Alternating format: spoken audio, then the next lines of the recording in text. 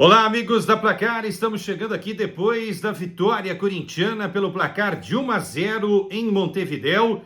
Timão bate o Racing e continua com chances de chegar à próxima fase da Copa Sul-Americana. Para terminar em segundo nesse grupo, o Corinthians só depende dele, depois deste 1-0 gol de Bidu. Se vencer na última rodada o Huracan na Argentina, o Corinthians estará classificado. Vai ficar com a segunda posição do grupo e o Huracan em primeiro.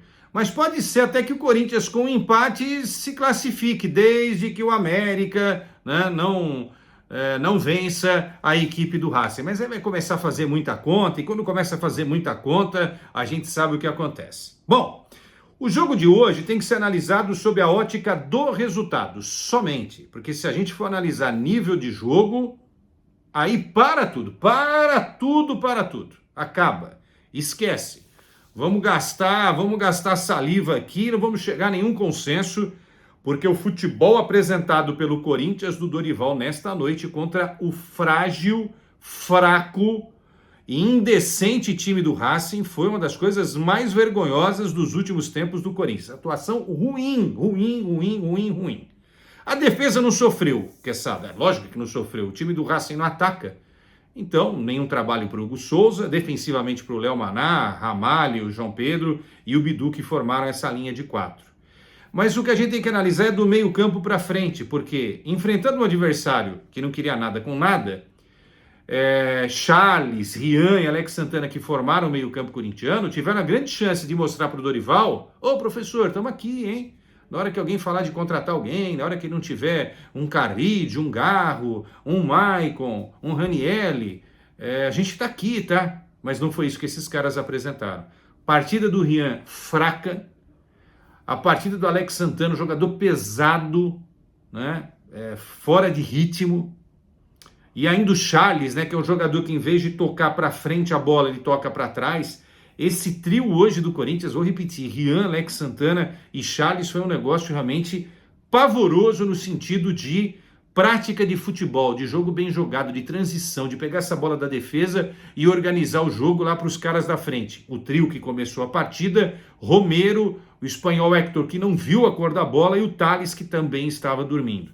No segundo tempo, o técnico veio com uma parte da tropa de choque. Colocou o Yuri na vaga do Héctor, o Carrídio no lugar do Charles e o Coronado no lugar do Romero. Não teria tirado o Romero, tá? O Romero fez a melhor jogada do Corinthians no primeiro tempo, cobrando uma falta que o goleirão do Racing espalmou para fora, dando escanteio. Teria tirado o Thales, né? Eu não sei o que aconteceu com o Thales. Eu defendi muito o Thales no início da temporada com os 5, 6 bons jogos que ele fez, mas ele perdeu espaço ainda com o Ramon Dias e com o Emiliano, e depois ele só entra nos jogos, mas sempre desantenado, sempre sonolento, sempre desligado, e hoje foi assim, não foi diferente. O que eu quero dizer é o seguinte: se o Corinthians depender desses caras aqui, de alguns desses caras que eu citei, pensando em algo mais completo, mais macro, que é o elenco, para encarar, por exemplo, um campeonato brasileiro, o Corinthians vai sofrer, gente. Porque não vai dar para escalar todo o jogo. O Garro tá fora, nem vou contar, mas não dá para escalar todo o jogo. Yuri, Memphis, Carrídio, Ranielli, não dá. Esses caras não aguentam jogar todos os jogos que o Corinthians terá pela frente. E aí vai olhar para o banco. Vai ter dificuldades, né? E aí, perto desses caras, jogadores que são reservas, como Coronado, nossa, viram um Rivelino, né?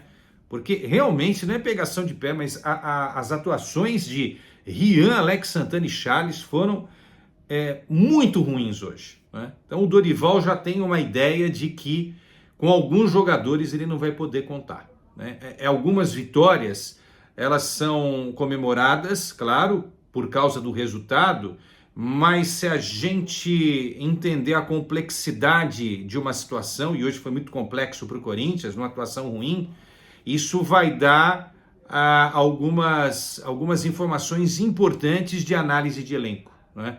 Esses jogadores que eu citei aqui, infelizmente, e o Bidu, que eu critiquei durante a transmissão que eu fiz na Rádio Bandeirantes, ele chutou a bola, né? Sem muita pretensão, chutou a bola bateu lá no Cáceres, desviou, matou o goleiro e ele conseguiu fazer o gol da vitória, né? Menos mal, né?